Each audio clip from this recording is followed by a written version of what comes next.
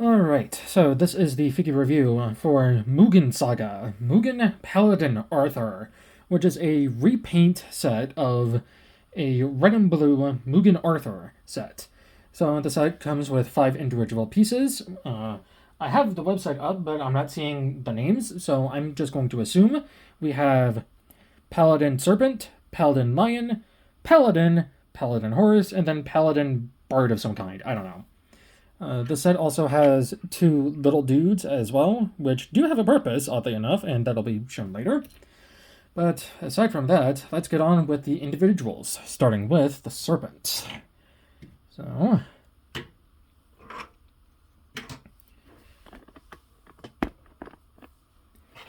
here we have the Serpent in all of its, what would be the right word to describe it? Lengthy glory, I guess you could say. Yeah, the wings are not good, unfortunately. They're kind of very loose. I believe he's supposed to have stickers on him. I'm not entirely sure, but the green for his eye right here and here are most definitely stickers. So there's that. He is very lengthy, as you can tell. So there's him. Let's do the bird next. The bird's wingspan is quite long. It's got 2 little tail feathers, kind of. It's got little bird feet as well, and visible head syndrome. It's got a horn as well, and that's pretty much it. Its wings can indeed flap. So there's that. That's the bird. Let's do the lion next, because the lion is kind of not as great. Yeah. The tail is very loose, unfortunately. That's a big problem with a majority of these sets. Some of the pieces, or pegs I should say, are very loose. I don't like that, as you will come to later learn. I believe the eyes... Actually, no. The eyes are painted, I think. This top part is most definitely a sticker, though. This gold wraparound is a sticker. But everything else is not a sticker. One of these dudes, if you go underneath, there's a little tab here. And there's a little peg right there. He's got a little peg hole on his back. So if you really wanted to, you could peg him underneath the belly of the beast, and then close them in for all of eternity. There's the lion. Oh, and I believe one of these sides, if not both, should be silver, but they're not, unfortunately. So, there's the lion. Let's do the dude next. The dude is the one with the most amount of posability. His arms can do a full 360. He can go in and out. He has rotation in his arm. Same thing with his fists. His entire body can do a 360. So can his head. His legs can go up that far, back that far because there's a peg intruding, and then he's got ankle thing as well. So, oops. Yeah, he can't really stand that well, even though he's perfectly fine and flat. There we go. So there's him. But we're going to be using him later because the horse is next. Horse has the similar issue. This should be silver. This indentation right here for the mane should be red, and there should be a red sticker right there as well. There is on that side, though. The eyes and this gold piece are all stickers, and I believe it's one solid sticker too. And he's got the same wraparound. And then, much like with the lion, we can plug the little dude in, and then lock him away for all of eternity. But there's one more thing that the horse can do as well. There's this little peg right here. And there's a peg hole right there.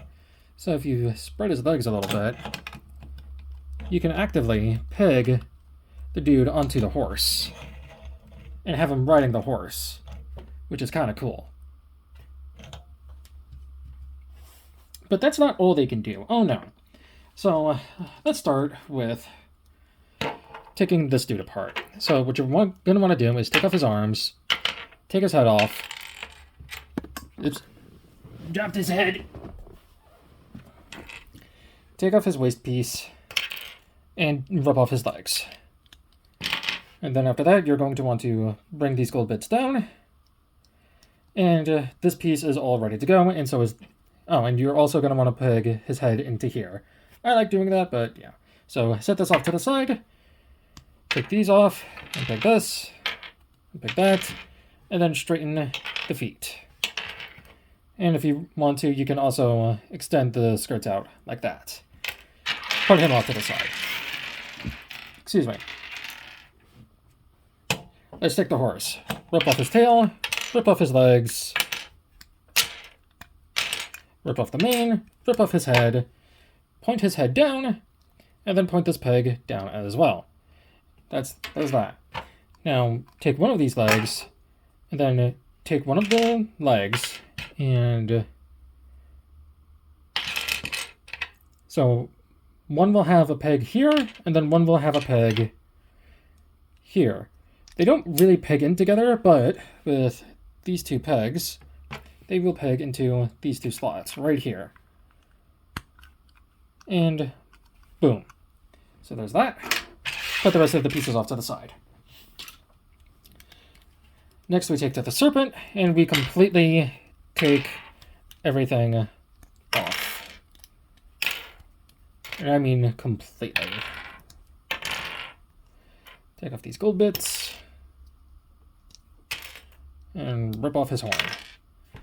So you're left with a pile of pieces. If you want to, you can go ahead and take this peg, plug it into that peg hole, and you're off to the races. Move everything to the side. Let's take the lion next. Lion, second first, same as the first. Rip him apart. Straighten out his paws. Take him off. Rip off the head, and there you go. Bird. Much like with all of the others, take off every single piece.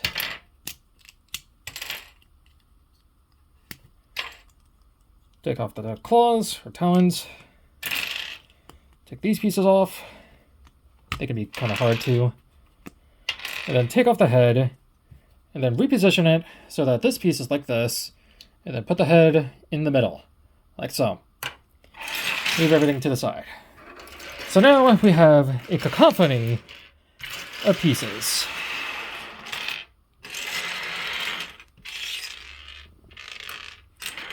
We now have a cacophony of pieces of white, gold, black, etc. So how do we piece them all together? Well, I'm glad you asked. So let's take the leg. Second first, same as the first, where we put the legs together, even though they don't peg together. Plug them in, like so. Put that off to the side. Put this off to the side. Put that off to the side. Okay, let's start with the arms. So take these pieces that came from the serpent, and then take the fists that came from the dude. Plug the fists in. And then take these pieces, turn them around so that the hole is facing forward. Yep. Plug that in.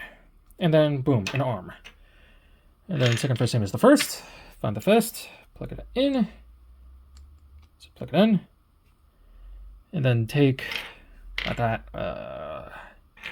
this, and plug it in like so.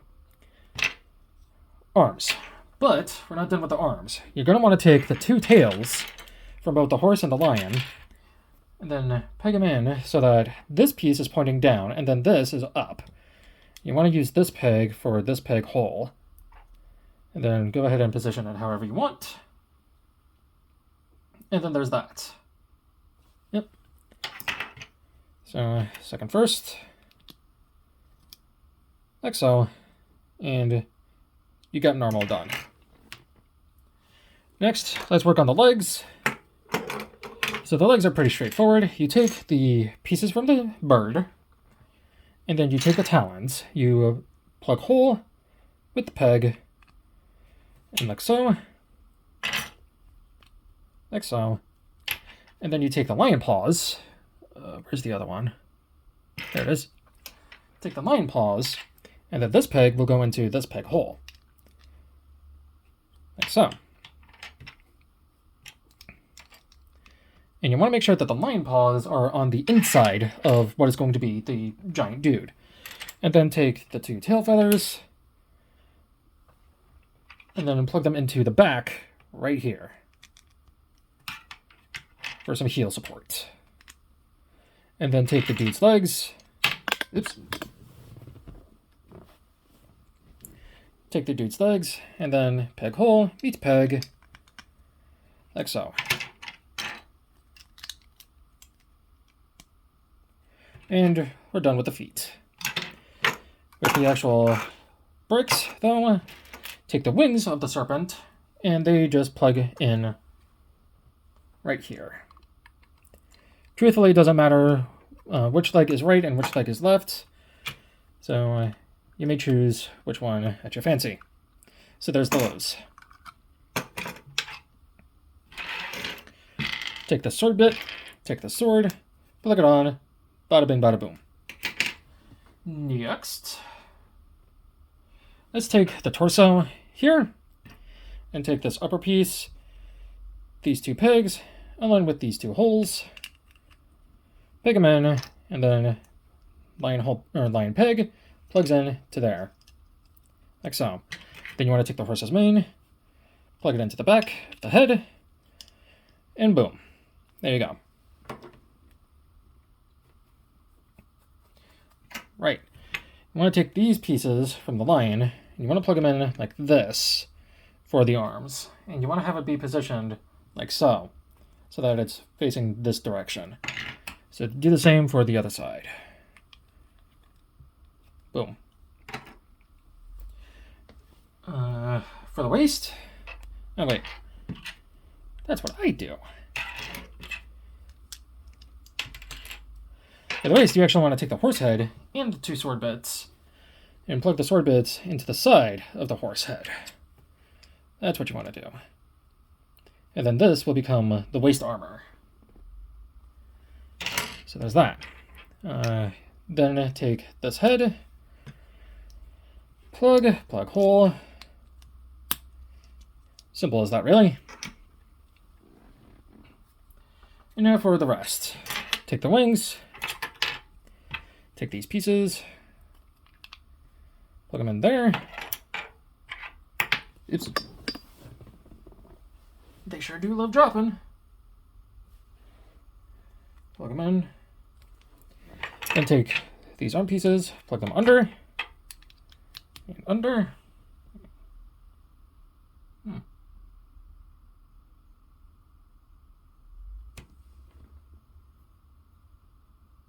Where does it use the... I guess the stay in.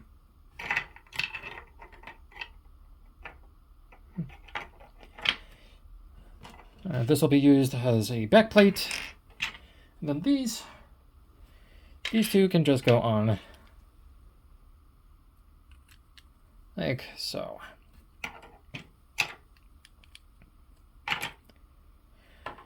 And then these two will be used later. And I think for the horns, you actually want to keep them pegged in for this configuration, at the very least.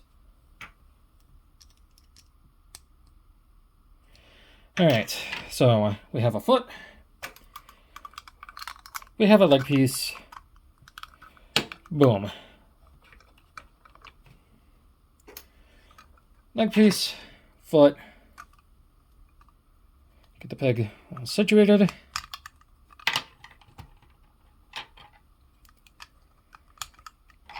I say get the peg all situated. There we go. Take the body and use those pegs from before. Peg it into the tail holes. Straighten them out. Take the horse, plug it in. Take those gold bits I mentioned earlier and plug them into the side.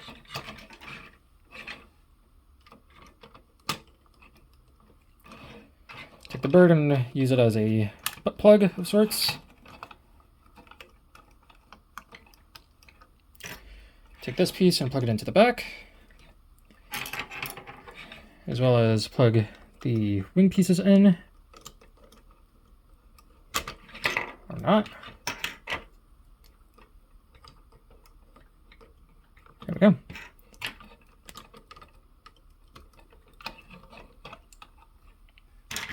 And then plug the arms in.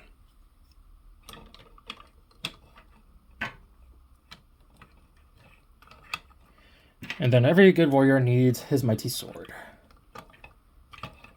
And yeah, as you can see, bit of a loose connection, this one. So, gotta raise the camera up. Not that one, this one. There he is. Bring him out. And there is Paladin Arthur in all of his glory, even though I don't know where this piece would go.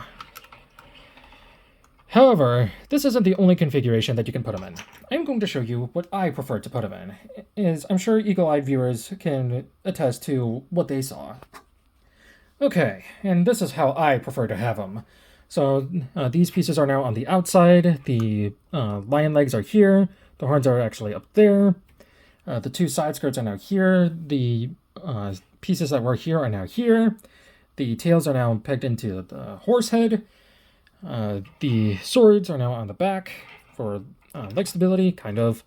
The serpent head is now on the end of the sword instead to give it more of a grandiose effect. And yeah. As you can see, this dude is falling apart as I touch him, which is unfortunate. He doesn't want to stay together. However, he's not the worst offender. I still like Arthur. I do. I would probably rate him like a 7 out of 10. His rating would be higher if he, was staying together, didn't fall apart so easily, and all of that jazz. There we go. No. Try as I might, he falls apart. Posability, you can forget it. I mean, you can get him into a pose, but yeah, he's going to slip and slide all over the place. So anyway, that's been my review of Paladin Arthur. Get ready for next time, as I'll be reviewing his partner. I'll see you all then.